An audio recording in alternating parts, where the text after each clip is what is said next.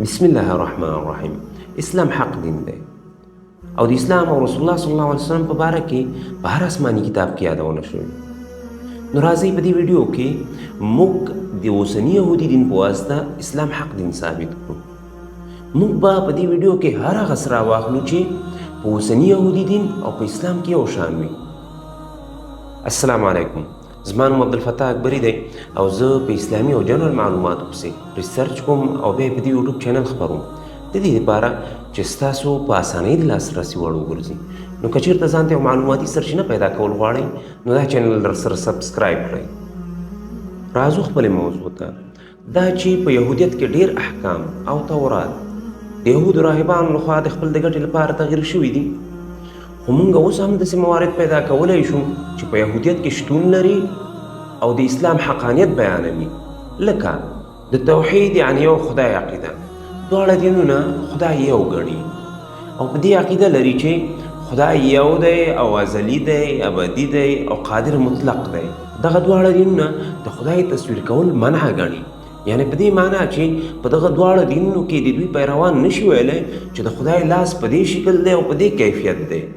په اوسني یهودیت او اسلام کې ابراهیم علیه السلام او موسی علیه السلام دواړو ته پیغمبران ویل شوي دي او دوی ته د احترام په سترګه کتل کیږي. دغه دواړه دینونه تورات د الله کتاب ګڼي، خو اسلام بیا وایي چې د الله کتاب دی خو بڼه یې تغییر شوې ده او احکام پکې تغییر شوي دي. اوسنی یهودیت او اسلام دا دواړه د عبادتو خاص اصول لري. یهودیت د عبادت خاص اصول لري او اسلام د لمانځه خاص اصول لري.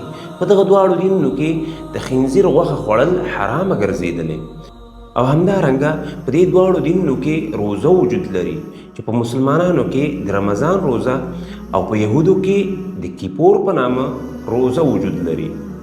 اوسنی یهودیت او اسلام زنا، غلا، دروغ ویل، رشوت او ظلم ناروا ګڼي او همدارنګه دواړه دینونه د مور و پلار احترام، صدقه او خیرات دا ضروري ګڼي.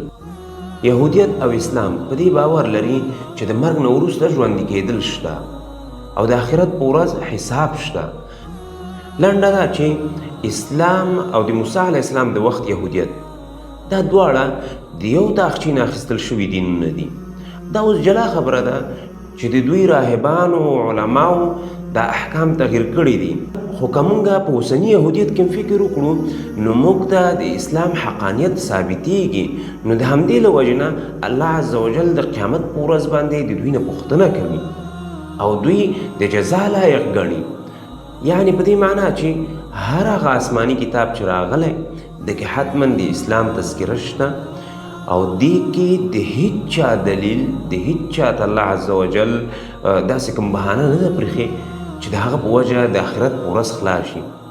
بیا هم زموږ او ستاسې شعار چې الحمدلله چې مسلمانان یو، دا زموږ نننی ویډیو امید دی چې ستاسو ته څه د ګټې وړ تمام شوي وي. تر بلې ویډیو د الله په امان. السلام علیکم ورحمة الله وبرکاته.